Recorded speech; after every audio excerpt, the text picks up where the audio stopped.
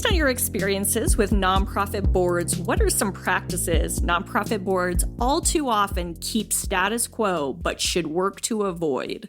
I think there's probably a lot, and I'm sure, Stacey, you have way more than I do. The one that I see is that the failure to recognize when your board is in adolescence, which is that uncomfortable age between a working board and a governing board. And so many boards, they start small. The organization is small. They've all got work to do. Their fingers are in the pie of all the programs. They're dealing with all of this sort of low level activity. And then the organization grows. They bring on development people. They bring on program people. They bring on managers, and the board won't let go. They won't get their claws out of all of these like fun little programs that they like to work on.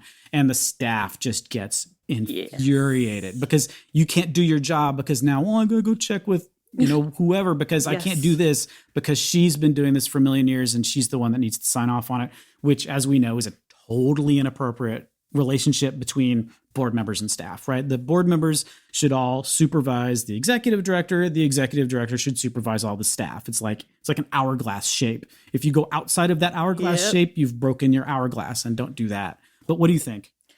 Oh gosh, I have, I'm just picking up my list from the floor because it's so long. People, they bring on managers, and the board won't let go. They won't get their claws out of all of these like fun little programs that they like to work on. And the staff just gets infuriated because you can't do your job because now, I'm going to go check with, whoever, because I can't do this because she's been doing this for a million years and she's the one that needs to sign off on it, which, as we know, is a totally inappropriate relationship between board members and staff, right? The board members should all supervise the executive director. The executive director should supervise all the staff. It's like an hourglass shape. If you go outside of that hourglass shape, you've broken your hourglass, and don't do that. But what do you think? Oh gosh, I have, I'm just picking up my list from the floor because it's so long. Sorry. Okay. I know we only have so many minutes on this podcast, so I will try to keep my comments brief. A few things. And some of these are super micro things, but they are annoying as heck. Okay, the status quo of waiting for a board meeting to start because you have that perpetual one or two board members who are late. Now, I get you might need quorum. So let's say quorum aside. Let's say your quorum's met, but we're just going to wait. We're going to start 15 minutes late because we're waiting for this person. It's disrespectful, right, to everybody that's in the room, like whatever, the whole, pile of wax, whatever. That's not an expression. Pile of something, right? It's a pile of something, a pile of crap. I don't know what it is, but anyways. So, but the other thing is I think, right, like allowing board members to come to board meetings, and read the documents totally where you'll say, unprepared. Yes, unprepared. Oh, let's read the minutes. But right here, let's take 5 minutes to read the minutes. Before, have you been to a board meeting where they've done that? Literally, before we're going to make a motion. It's so infuriating. It's infuriating. You're like, okay, now obviously I get this. So if I'm a board member listening to this, I'm going, well, it'd be nice if I got my board materials more than a day before. So there's a whole cycle with this, right? Sorry. So I'm responsible for that sometimes. Yeah, right. Well, so it's kind of like, okay, yeah. So I get it from both sides, but that's it. I think the other thing that this tendency of boards to recruit like they are desperately selling the organization. Here's all the amazing perks, or not perks like financial perks, but just here's the benefits to being on our board. Instead of actually having a serious conversation, there are benefits and there are expectations and roles and responsibilities. And here's the job description. And instead of undermining that, or never even bringing that up, or because you're so desperate to get a board member, so you think, I'm just not gonna tell them that because that's gonna scare them off. And guess what? That is the worst practice that I see done over and over and over again. And we got to stop doing that. This is why we're getting crappy board members. Yeah. Right? Yeah. Anyway, those are a few. There's a lot more, but So I want to seed another question for someone to ask us for next time, which is when you're recruiting board members, what do you need to tell board members when you're recruiting them to be perfectly honest with them, to get really good, committed people? How do you find those people? What do we talk to them about? Yes. So please Send us that question. Send us that question. Because we're not going to answer it now. We're not going to answer it unless you send it, okay? That's the rule. You have to ask us the question. Nonprofit governance. Nonprofit answers. Nonprofit board. Nonprofit management. Nonprofit marketing. Nonprofit resources. The Alliance for Nevada Nonprofits presents Nonprofit Everything, the podcast about everything nonprofit, with your hosts, Andy Shurick and Stacey Wedding. Hello, and welcome to another episode of Nonprofit Everything. I'm Andy Shurick. I'm here with my fantastic co-host, Stacey Wedding, and we're ready to answer any nonprofit question that you have. So that means that you need to send us questions. If you don't send us questions, we will talk about other things, and who knows what they'll be, and they probably won't be that fun. So send us questions. That's the way the podcast works. You can get us on Facebook, Twitter, any place you can find us. You can text us. You can call us at home, preferably late at night. Whatever you need to do to get that question into us. I think we've seeded at least one question during this episode, so that's a good place to look too, is if we actually say, hey, send us a question. Just go ahead and send that to us. Type it up in your own words. We're making you do the work. This is a production of the Alliance for Nevada Nonprofits, which I'm sure you already know is the state association for nonprofits in Nevada. If you haven't gone to see what they're up to lately, go check it out. You can find them at alliancefornevadanonprofits.org on the internet. They've got lots of information up there.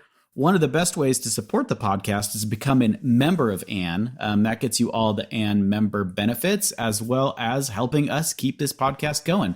So thank you very much for joining us today. If you've got any suggestions on things we could do better, if you've got any thoughts or ideas or complaints, go ahead and send those to us too. If you go to the Nonprofit Everything webpage, there's a contact us form. It's where one of the places you can send us a question.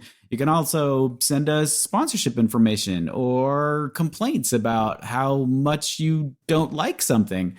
We read everything you send us. So even if it's something minor, send it to us. We're really excited for that feedback. We want to make this as useful to the nonprofit sector as we can. And the only way we can do that is to find out what it is you guys want. And the only way we can find that out is if you tell us. So go ahead and tell us. We look forward to it. And with that, we're going to jump right in.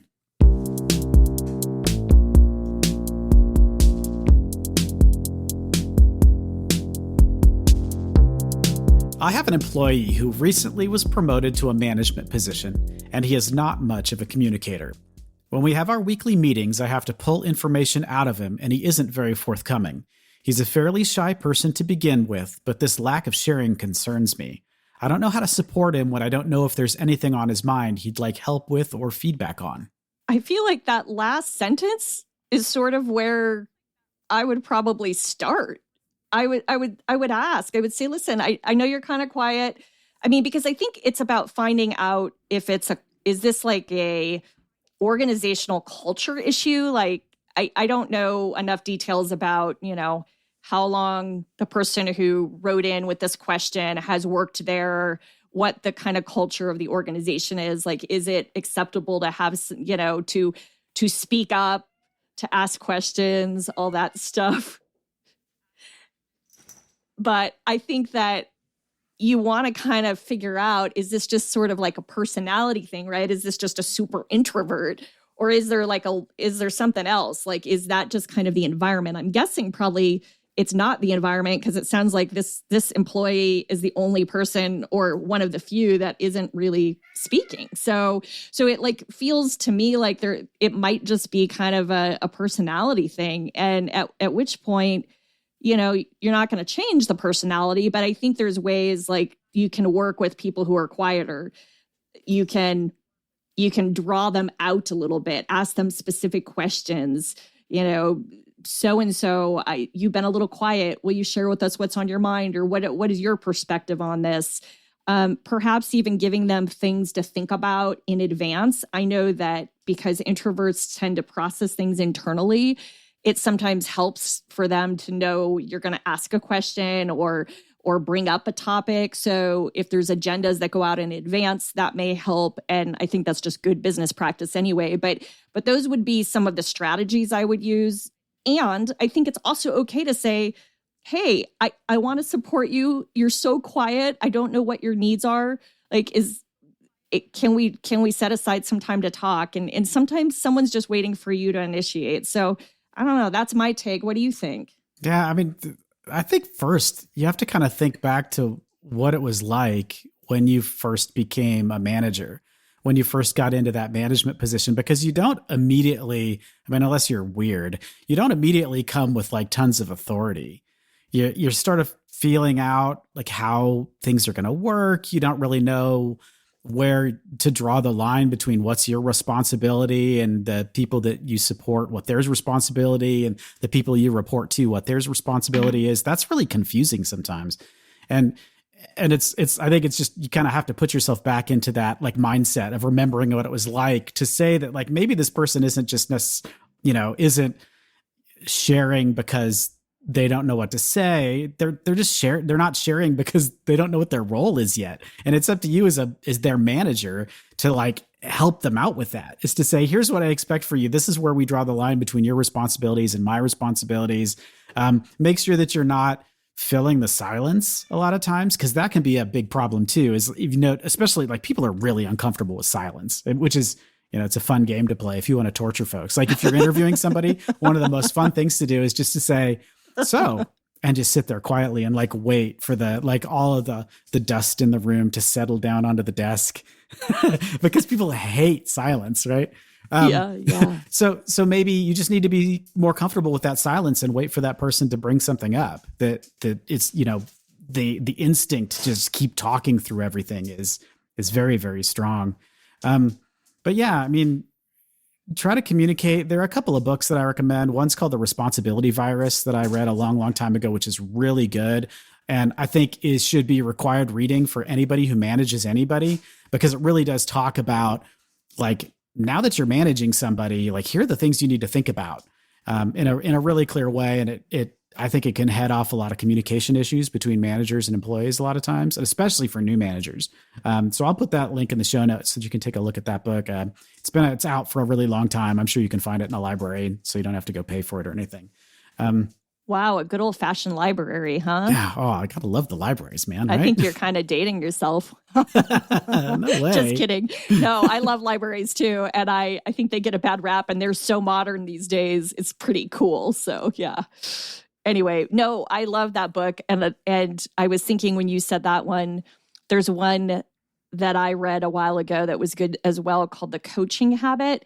And it's really about asking the right questions when you're talking to people you supervise, right? And so even if you're a director and this is a manager or whatever that hierarchy is, or you're the executive director, like being able to just ask some questions. And to your point, maybe it's just being quiet and giving the person a minute to process. I mean, I joke because I'm one of two ways. Like if I've had time to prep for something, I can be I can be Johnny on the spot and be really quick with it.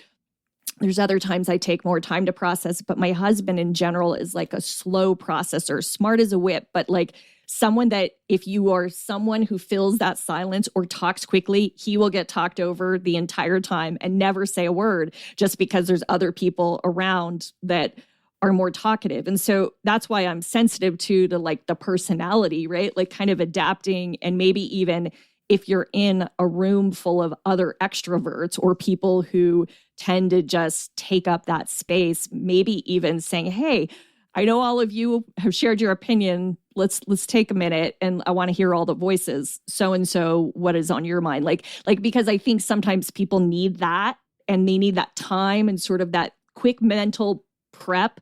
Okay, now I'm being asked, like they've had time to process while everyone else has been blabbing on. So yeah, I think there's some good tools. Was there another book too you were suggesting, Andy?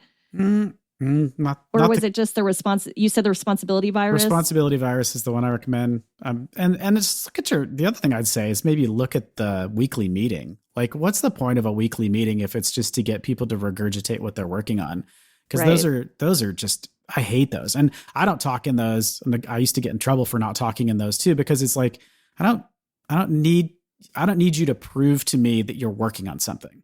Like that either you're going to get to the results you we need you to get to, or you're not going to get to the results. And if you need assistance, let me know. But sitting in a room and going around the table and say, so tell me what's going on in your world. It's like, I got stuff to do. Like, can we get out of here? Like, I'm not going to talk in this meeting because like, first of all, I've got a lot of things on my plate. I need to get them done. And the hour that we're taking to do this is another hour I'm going to have to spend after 5 today to get my work done.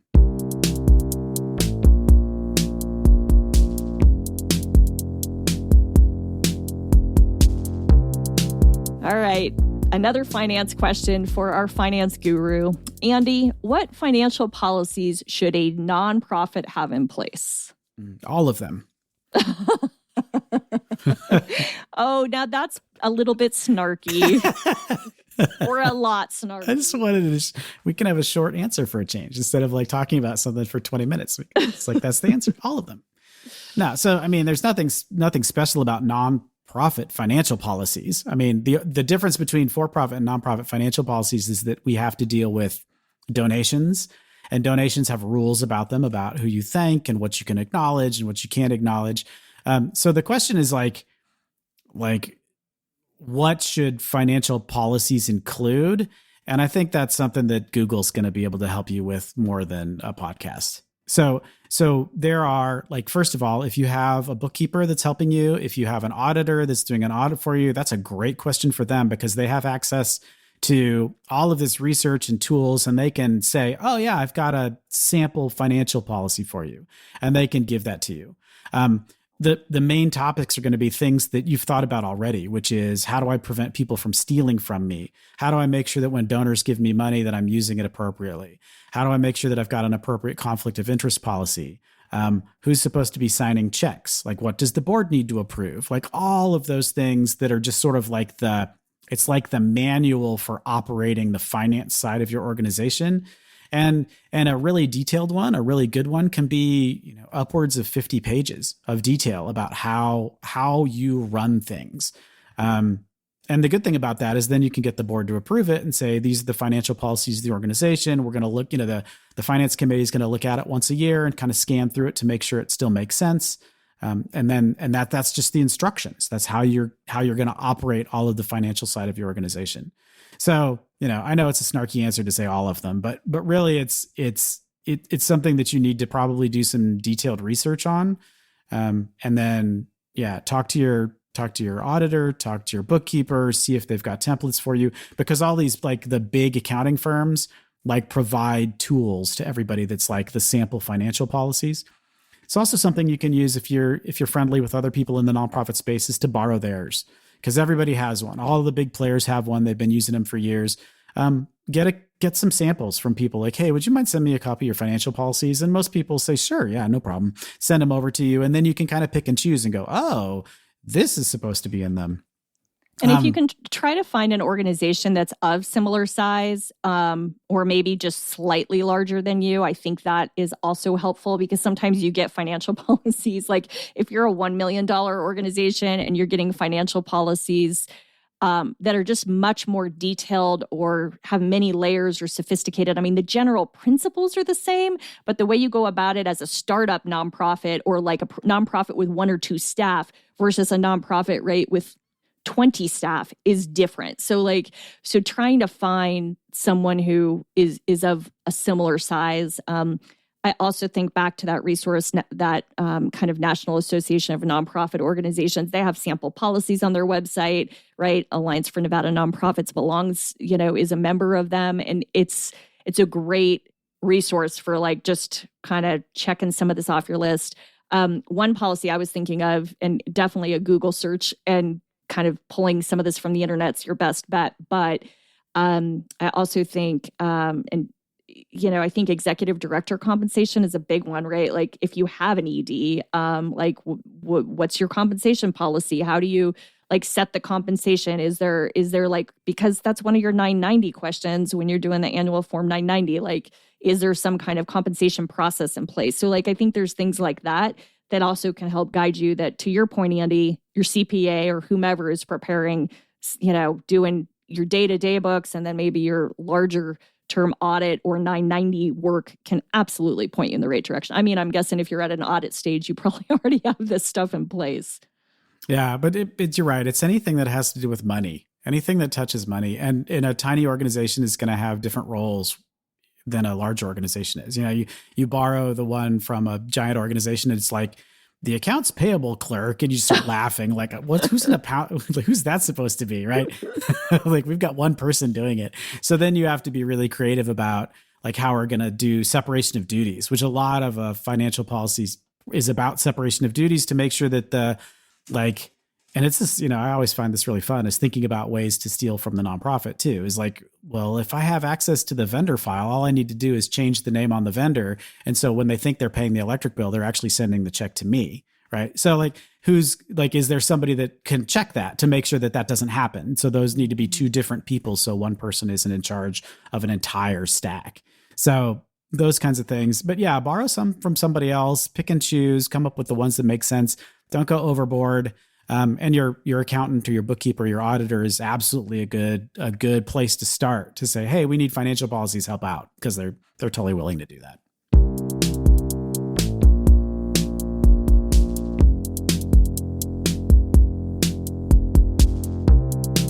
So this next question, we got a question that was almost identical to a question we got a couple of years ago. And the last time we answered it, that answer was so good and so perfect that we decided we would just replay it. And the reason the answer was so good and so perfect is because Stacey and I didn't do the answer. We reached out to guest expert John Waldron. So here is a replay from June of 2020, back when the world was new and we didn't know any better, of John Waldron answering a fantastic question. I'm really excited to bring this back to you again because it is so good. Please enjoy it.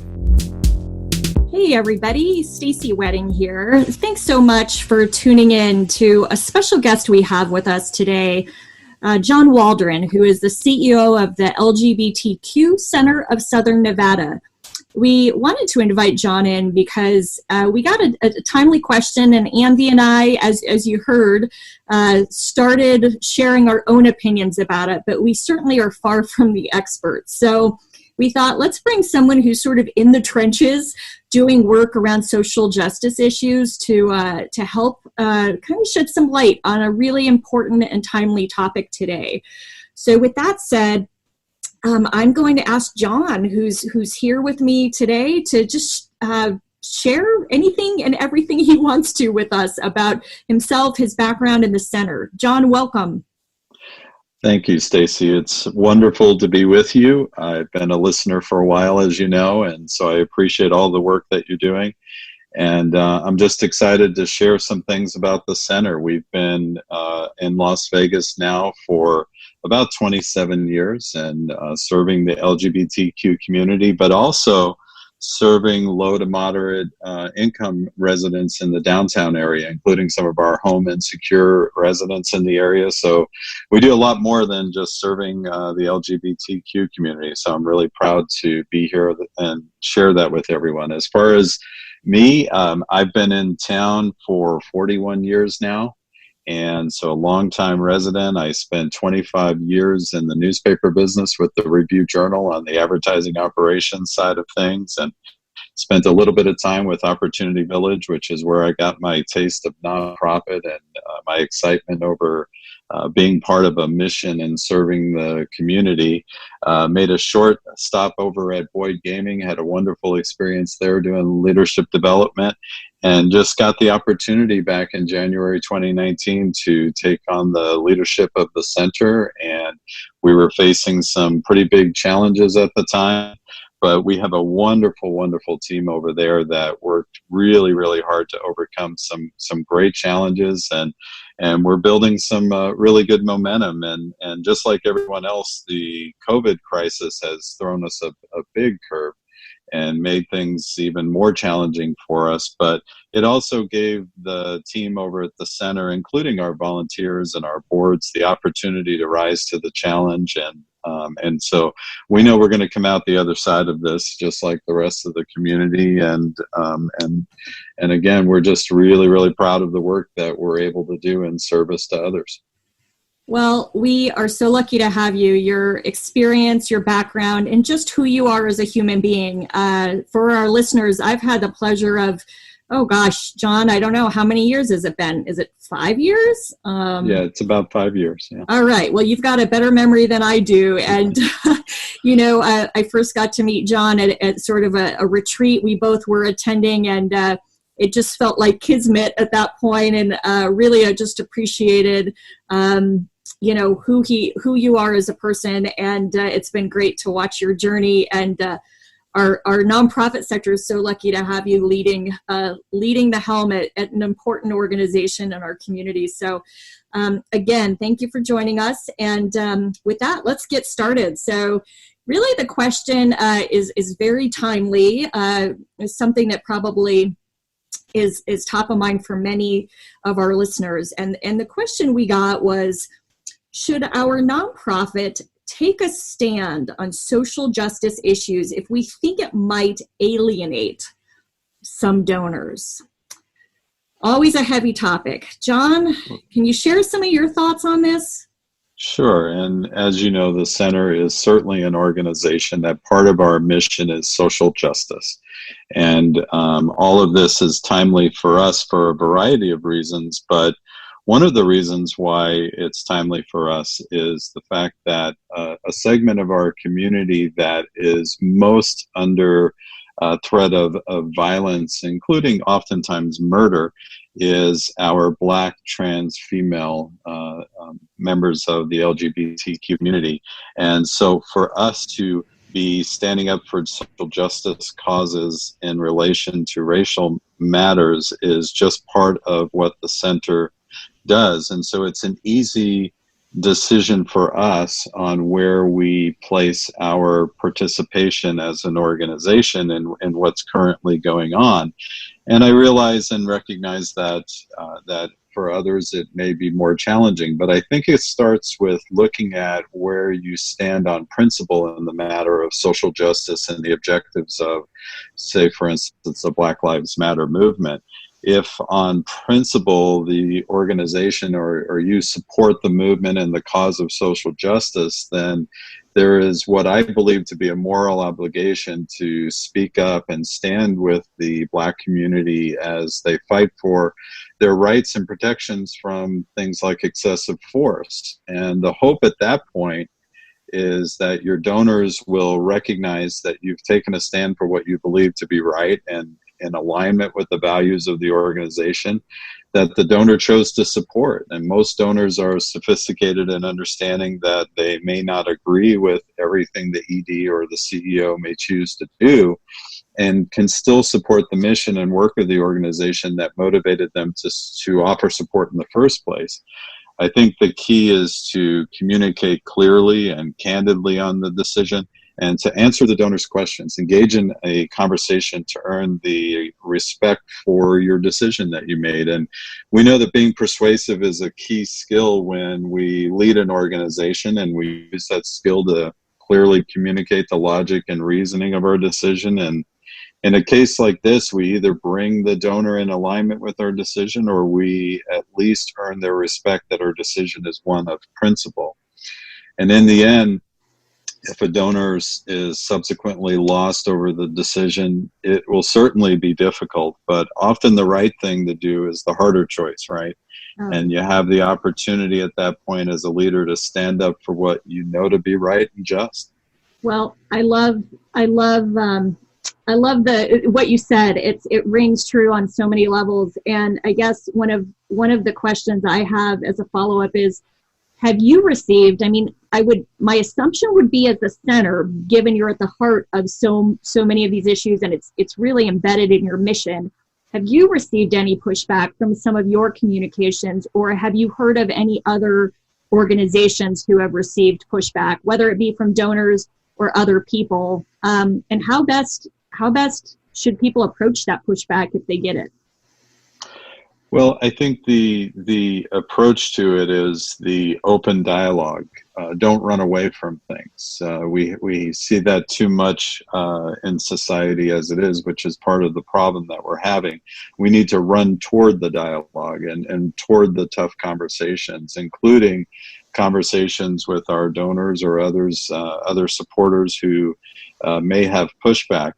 For the Center, we again, as a social justice organization, the expectation is for us to be participating, and our donors understand that, our supporters understand and align with us in wanting us to be part of the conversation going on in the community right now and part of the solution.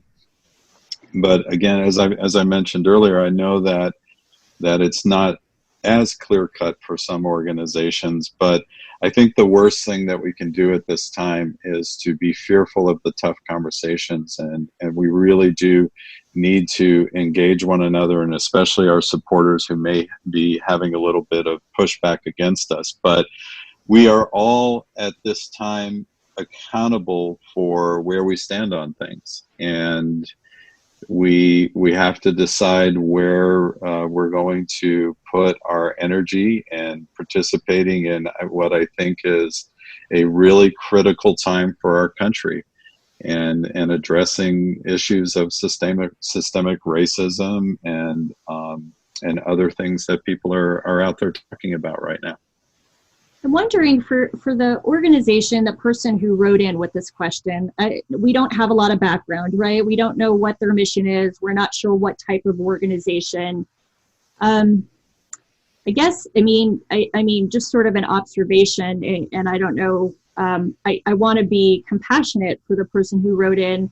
I'm wondering, though, also, is there an opportunity, if you are concerned about alienating donors, partners, whomever, is there something you think organizations can do, perhaps to brace? I don't know if it's brace, is it just that the donor sees that communication the first time via email or whatever public statement is released, social media, and that's where the donor sees it? Or do you think there's an opportunity for not asking permission, because I don't think we want to set up that dynamic, but some kind of conversation before that goes live if they are worried about some of these sensitivities? Do you think there's any opportunities there?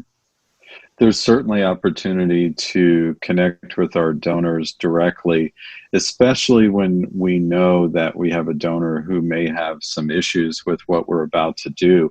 And hopefully we get to know our donors well enough, and especially our major donors, and we have a relationship with them already, one of trust, where we have a sense that we might need to reach out directly to this person. And I've done that at the center. There are a number of donors that I communicate with on a regular basis, and I even reach out for advice oftentimes from them on things that we're getting ready to do. But then for the wider audience, what I've chosen to do is I have been writing letters, or I've been writing email blasts essentially in the form of letters to lay out my logic behind the choices that we've been making, including what we've been doing recently with regard to the Black Lives Matter protests and marches and vigils, and our participation to ensure that that the community hears directly from me and exactly why we decided to do what we did. And the other thing that we've done is I've reached out to some of our community leaders to ensure that they're aware of what we've done and why we've made the decisions that we've made. I personally have a strong connection to some local law enforcement here in town, some of the leaders in the local law enforcement, and I reached out to them as well to make a connection on what we are doing as an organization. So trying to just cover all bases so that nobody has to wonder why did the center do what they did, but instead proactively making sure that it's spelt out clearly and the message is going out through a variety of channels. Communication is at the heart of everything we do. I was just having a conversation with someone recently about sometimes communicating our thinking behind why we chose to do something is so important. So people don't fill in those holes or those gaps with their own stories and their own narrative. So being able to share your why and the logic that you describe really is actually pretty profound. I think something that not all of us do a great job at. it's like you said, Stacey, that if we do not provide that information, people make it up. Our minds automatically do that. And so that's why we have to spell it out in that way. Do you sort of, as we think about how to communicate for many people who have avoided this issue and these hard, tough topics, and haven't been, not even trained, but don't even know the words to use, not use. I hear a lot of people getting caught up in not wanting to offend, not wanting to say something incorrectly, and as a result, that keeps them quiet, which is exactly what we don't want to have happen. So do you have any advice for those listeners who may just not be well versed in these types of conversations or communications? So I can relate very well to that because I have many of those same fears personally. As a white gentleman, I know that some of the conversations out there are going to be tough right now with regard to race and what's going on. But one of the things that I think is absolutely critical for all of us is that we face our fears and we do everything except to be silent. So right now, our silence really speaks louder than anything else. And when we shy away from the difficult conversations, we're in an incredibly difficult time as a society, but we have an amazing opportunity to change things for the better. And I think that we're seeing the conversation on a level like we've never seen before. And I think that we have just a tremendous opportunity to help make things better. And what the Black community is looking from us to do is to speak up and engage and find our voice. And as difficult as it is, and as comfortable as it is, we have to do that because every day people of color in this country are uncomfortable. And if we are uncomfortable now, that's okay, because that's where we need to be, and we need to be engaged in the conversation. Beautifully said. Well, I am so grateful that you shared with us your words of wisdom, your own experience, some of your own vulnerability around this. It means the world, John. In parting, are there any final words you want to share with our listeners? Well, I'm just grateful for the opportunity again, and I hope that as we all continue to recover from the crisis, and and we get to whatever our new normal is, that at some point we see all your listeners come by the center and learn more about what we do. And again, we're very honored to serve the community, and I'm very honored to be here with you today. Well, thank you. And I know you've been an avid listener, so thank you for that as well. That means so much. So, John, keep up the tough work, but the critically important work. We appreciate you. And thanks again, listeners, for joining us for this special episode.